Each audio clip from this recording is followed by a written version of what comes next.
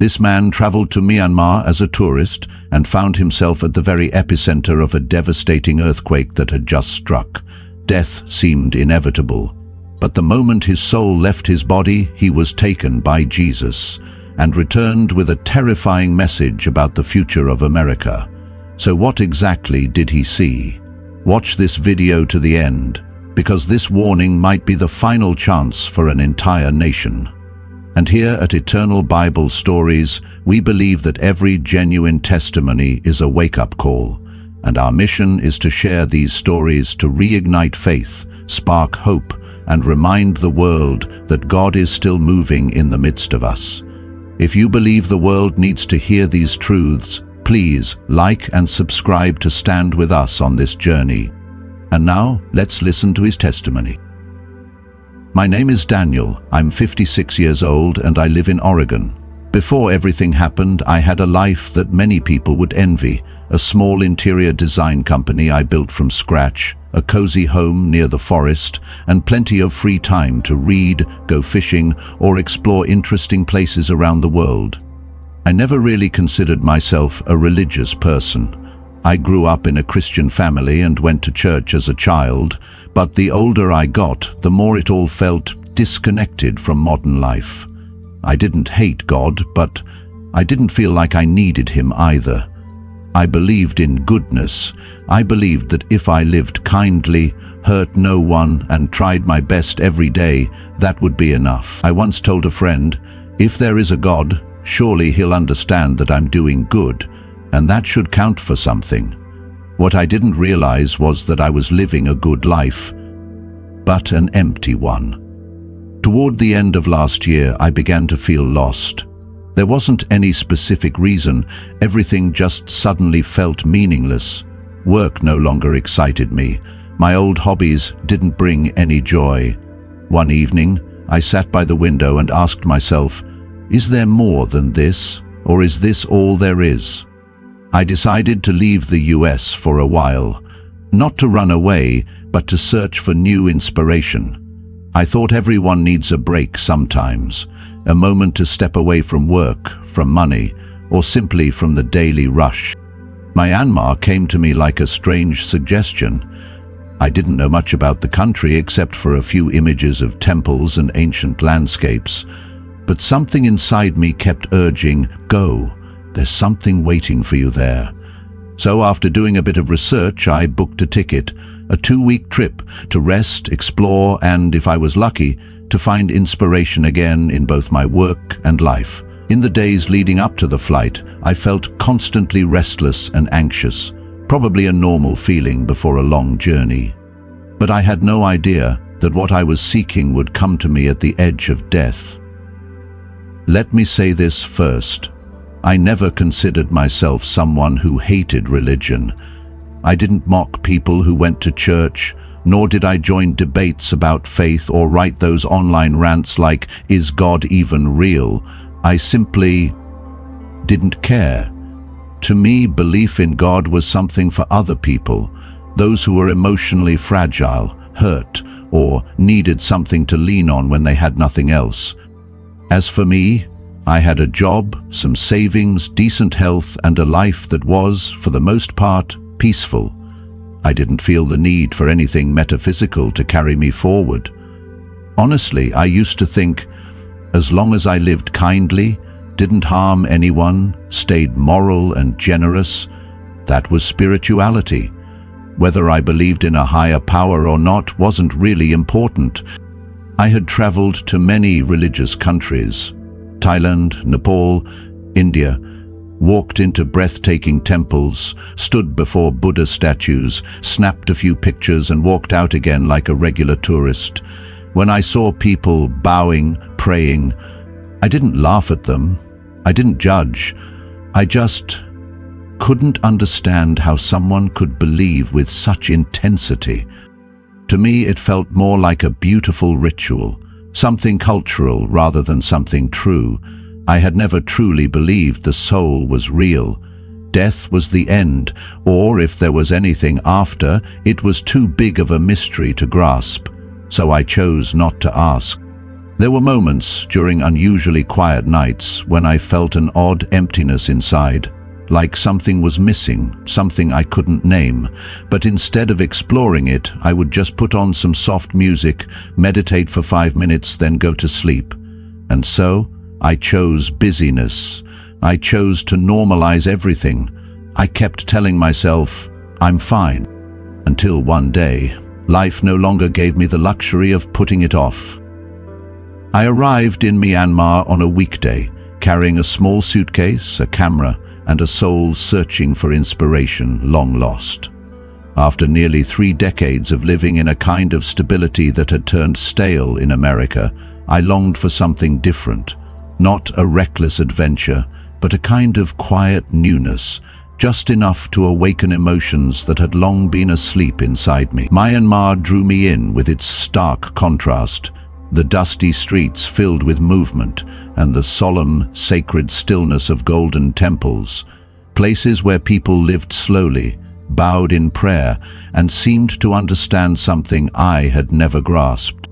I rented a small room near the center of Yangon, within walking distance of the market, the temples, and a modest tea house that I grew fond of after just a few visits. Everything felt so peaceful, so gentle, that I began to wonder if I had finally found the place I was meant to be, a corner of the world that didn't rush me, didn't demand anything of me, and didn't require me to be anyone but myself. That morning unfolded like any other. Soft sunlight, a light breeze, and no sign of anything unusual in the sky or beneath the earth. I had just left a small riverside temple where I had sat in stillness for over half an hour. Not praying, just quietly watching the locals burn incense and bow with a reverence I couldn't understand but somehow envied. I walked into the humble tea house I frequented, ordered the same drink as usual, pulled out a chair by the window, and prepared to scroll through some photos I had taken earlier that morning. I remember the first sensation clearly, a slight tremor, barely noticeable, as if something deep beneath the surface had stirred, making the glass in front of me clink softly. I looked up, intending to ask the staff if a large truck had passed by, but then I saw the change in their eyes, suddenly tense, confusion giving way to fear. Everything happened too quickly. The floor began to move beneath us, rising and falling like a massive wave erupting from underground, and no one inside had time to fully understand what was really happening. I heard screams, chairs crashing to the floor, ceiling lights colliding with each other, creating sounds like shattered wind chimes. Then came the sound of cracking, sharp, slicing through the air like a blade. A man shouted something in the local language. I couldn't understand the words, but the fear in his voice sent chills through me. I barely had time to grab the edge of the table as the ground shook violently once more, as if a massive undercurrent had struck the very foundation of the entire building. In that moment, time seemed to shatter. The ceiling cracked open, dust filled the air, and the light disappeared, giving way to flickering darkness as the electrical system failed. I heard something huge collapse behind me, and human voices echoed off one another like sound ricocheting through a cavern. Then everything burst apart like a soap bubble pricked by a thorn. I don't remember how I fell, nor where I hit. I felt nothing except a strange shift in space, like the world around me was being disassembled layer by layer in an instant. It all happened within seconds, but the force it carried was unlike anything I could have imagined, utterly devastating. I had always thought that if I were to die, it would be in some grand moment, or at the very least with a final emotion, regret, pain, or fear. But when that moment actually came, there were no screams, no tears, no goodbyes. There was only a whirlwind of sound, motion, and then, suddenly, silence. A silence I will never forget, not peace, but an absolute void, a space where every sound, every thought, every feeling vanished all at once. I had fallen into nothingness.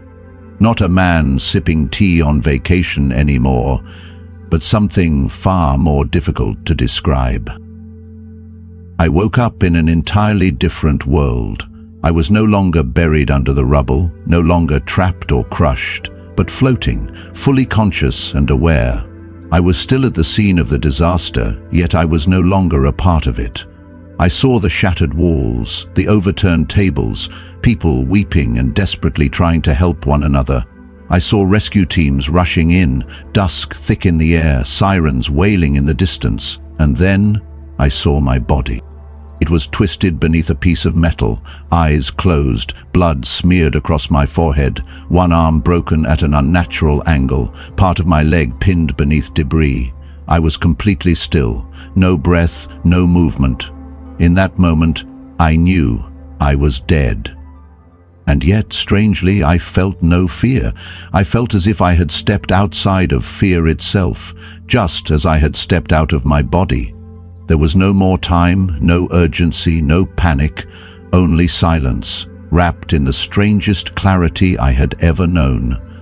But beneath that stillness, there was something else, a pull, a presence, as though something or someone was drawing near. Then I began to move, not walking, not even deciding to move, but simply being moved. I rose up and saw the entire scene from above. I saw the panic, the deep fear etched into the faces of strangers and rescuers. I saw people screaming, straining to lift beams far too heavy for their strength. Some were sobbing uncontrollably, others stood frozen, paralyzed, unable to speak or move. The entire building now looked like a battlefield. Nothing was where it had been just minutes before. Nothing remained intact. I don't know how long I remained in that in-between space. A realm of pale grey stillness, without sound, without time. Everything felt suspended, and I no longer sensed a body or any physical surroundings, only consciousness, bare and silent. And then, from somewhere within that silence, something appeared. I couldn't see a face clearly. There was no blinding light, no thunderous voice as movies often portray, but I knew with an inexplicable certainty that it was Jesus. His presence was so powerful that it felt as though even reality itself bowed before him. And yet it was so gentle, so tender, that I didn't feel afraid, didn't feel threatened. I only felt completely seen. Not observed, like a figure under scrutiny, but seen, utterly known, completely understood, without hiding, without shame. He didn't speak at first. He simply stood there, or rather, he was fully present in a way that carried such authority and weight that every part of me felt like it was melting. There were no questions, no judgment, no angry face, only a gaze that pierced deep, not through eyes, but through absolute truth itself. I felt myself become small, almost transparent, as if every layer of disguise I had ever built throughout my life, confidence, logic, knowledge, morality, had completely vanished.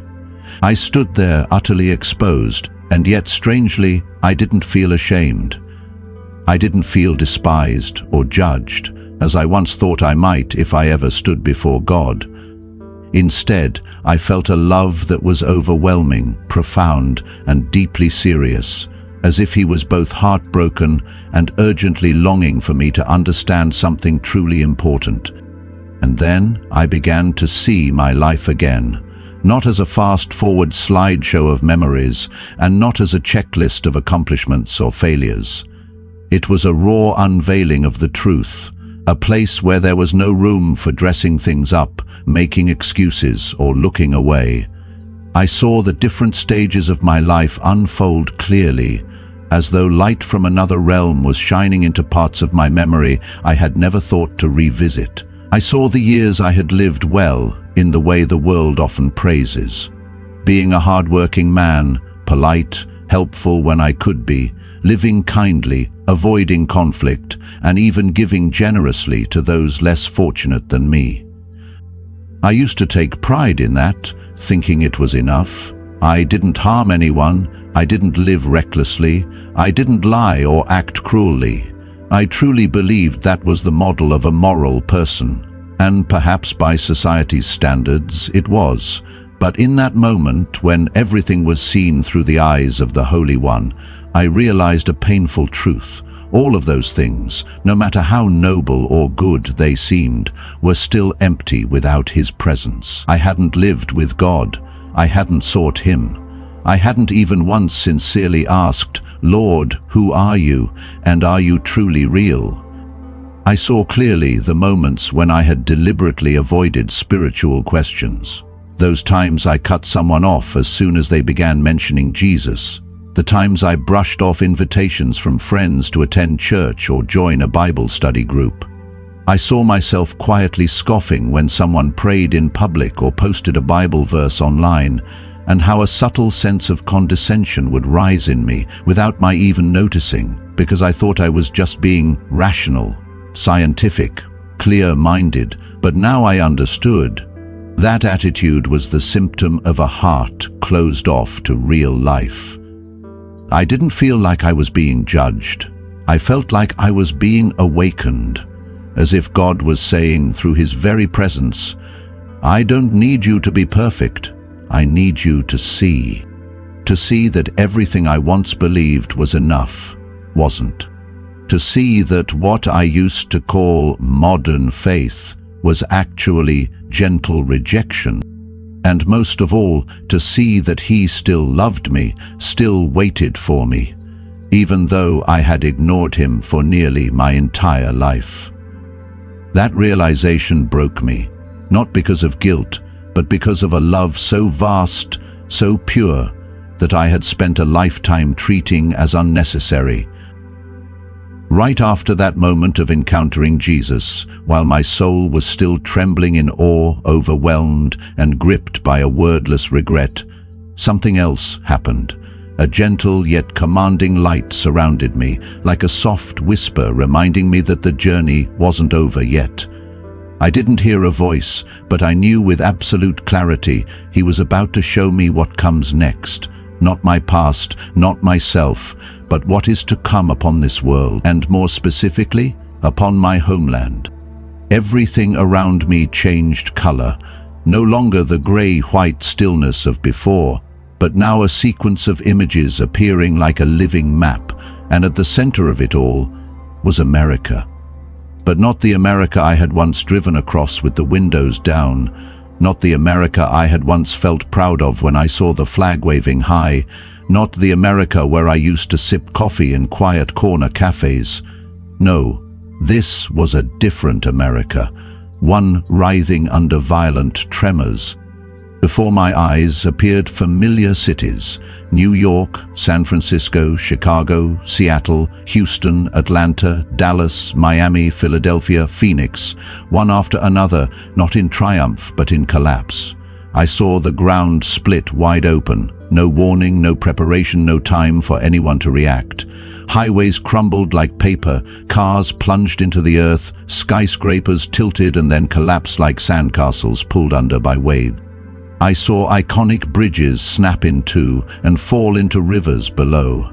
Neighborhoods descended into chaos, children screaming in the arms of their parents, adults running wildly with no idea where safety could be found. There was no electricity, no cell signal, no police or rescue teams arriving. Only screaming, weeping, and the roaring of the earth itself, as if the planet were groaning in agony. But I didn't believe it was nature going mad. I sensed something far more sacred, like God Himself was speaking to the world. I have knocked on your doors so many times, and this is my final knock. Just as I was still reeling from what I had seen, the vision kept moving. This time I saw humanity's reaction, not just the response of those inside churches, but of society as a whole. I saw the wealthy withdrawing their money in a frenzy, clutching suitcases stuffed with gold and dollars, screaming into their phones as they searched for flights out of the country. Though there was nowhere left that was truly safe, I saw politicians holding urgent press conferences, their words firm but their eyes betraying fear, promising to rebuild a bright future, yet not a single one of them mentioned God. Celebrities went live broadcasting vague messages about faith in humanity, but beneath their makeup were faces hollow with panic and emptiness. I saw crowds gathered around massive screens, hanging on every word of a young man standing on a stage, dressed simply but speaking with striking confidence, as if he himself were the answer to every problem. He promised a new order, peace, absolute security, prosperity, and the crowds erupted into applause, crying with relief. But in their eyes, I saw only emptiness, like bodies searching for a soul that would never come. And then I heard that voice, the voice of Jesus. It wasn't loud, it didn't thunder like a storm, but it echoed through every corner of my soul, as if it were etched into me with fire. They cry out to the world to save them, but I am what they need. That sentence tore through the air around me, like a sword, not meant to kill but to sever the thread of deception binding humanity. I couldn't breathe in that moment, not because of a lack of oxygen, but because my heart was breaking. God hadn't just shown me physical destruction, He had shown me spiritual devastation, the internal collapse unfolding across the earth. Humanity, even in the midst of catastrophe, still did not repent, did not pray, did not seek the one who had created them. They ran to money, to science, to technology, to new so-called saviors, but no one ran to God. And as I watched it all, I came to understand the most painful truth, that indifference itself was the greatest earthquake, not the trembling of the earth, but the silent collapse within the human soul. Something no seismograph could measure, yet it was the very thing killing this world day by day. I stood there, unable to do anything but witness it, and it felt as though my soul was being torn apart, because I knew I had once been just like them. I, too, had chased after things that could never save me. And if God hadn't pulled me out of death that day, I would likely still be smiling at the world, completely blind to the truth.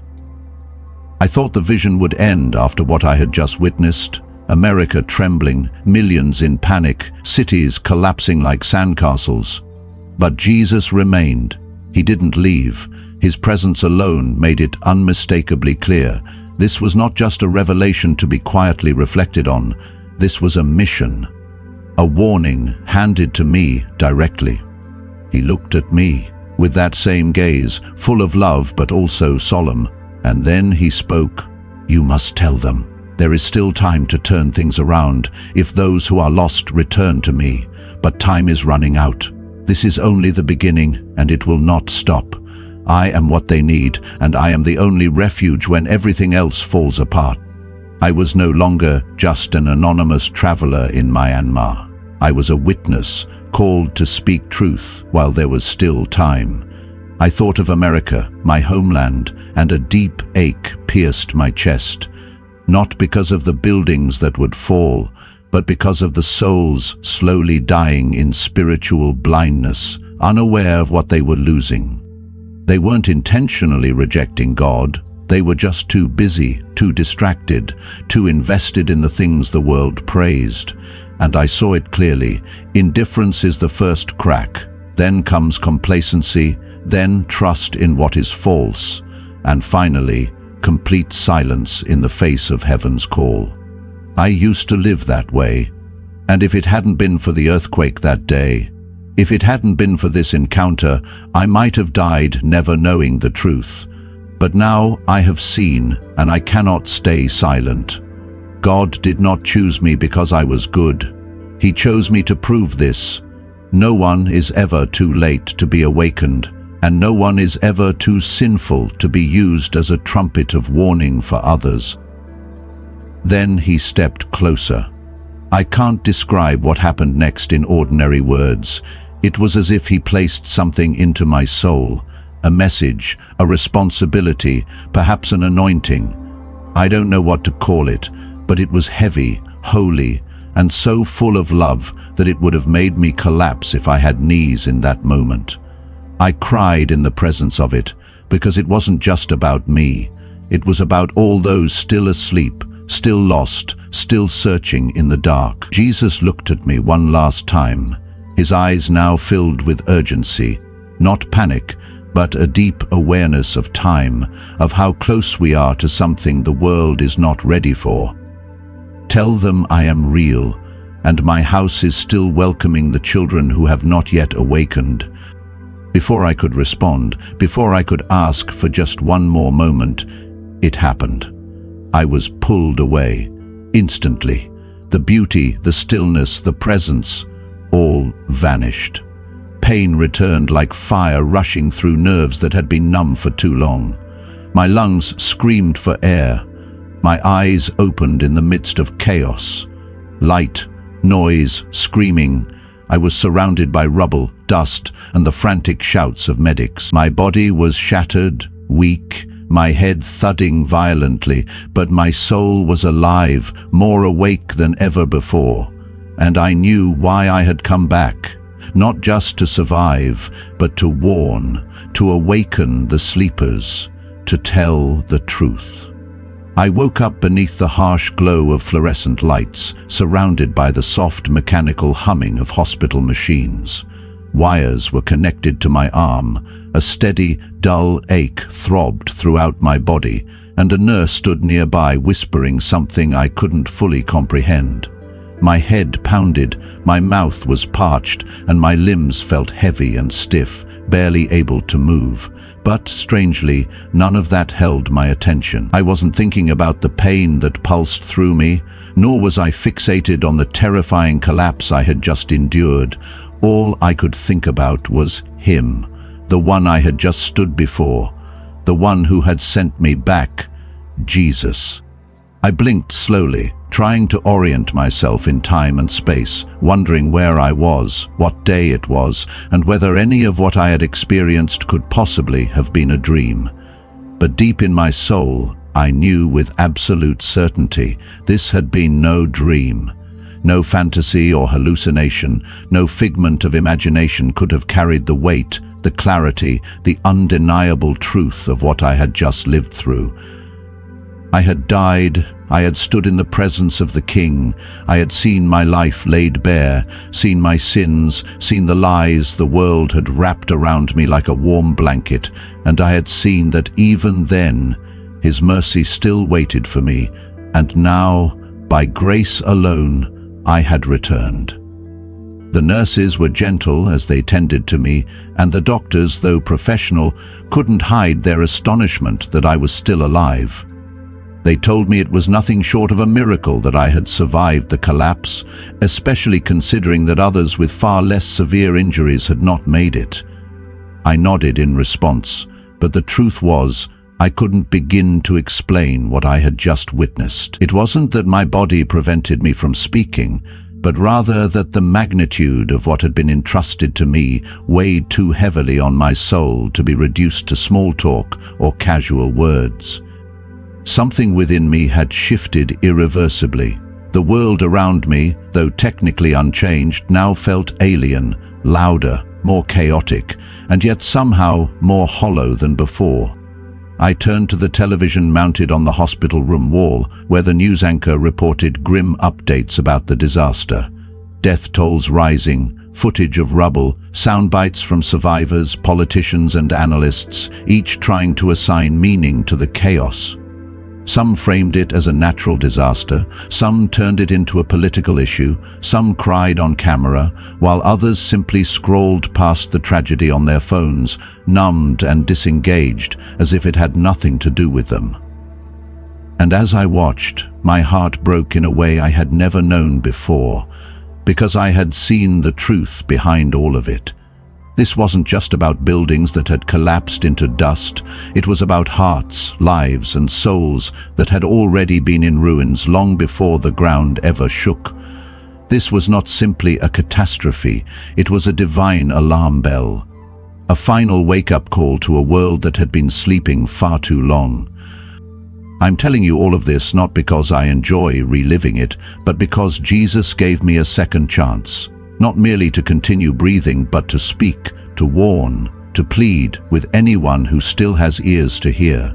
I used to be like so many others, dismissing things like this as unnecessary, thinking that being a good person was enough, that spiritual things were optional, and that I had plenty of time to figure it all out later. But when death came for me, none of those ideas could save me. No amount of morality, no vague spirituality, no self-improvement, no good intentions could stand between me and eternity. Only He could. He is not calling you to religion. He is not calling you to performance, tradition, or rules. He is calling you to Himself. Return home. Because eternity is not just an abstract concept. It is real. Heaven is real, hell is real, and your soul is of infinite worth. Daniel's story is not just a near-death experience. It is a wake-up call to a world chasing false stability, forgetting where the true foundation lies. He saw America, not in glory, but in ruin. He saw humanity, not in awakening, but in confusion and spiritual blindness. But Jesus didn't show him these things to spread fear. He showed them to ignite a chance, a final opportunity to turn back to Him. You might be living in a country where the ground hasn't yet shaken. But what about your soul? Is it quietly cracking under the weight of doubt, sin, or indifference? If Daniel, a man once indifferent to faith, who believed being good is enough, could be awakened in the very moment death came near, then so can you. Don't wait for everything to collapse before seeking the one who can lift you up. Let this story be an invitation, not to religion, but to truth. If your heart feels stirred, if you believe this world needs to be awakened, leave a comment below. Because a single honest word can be the first step toward a transformation that lasts forever. And don't forget to like and subscribe to Eternal Bible Stories, so testimonies like this can continue to reach souls still waiting for a miracle. God bless you.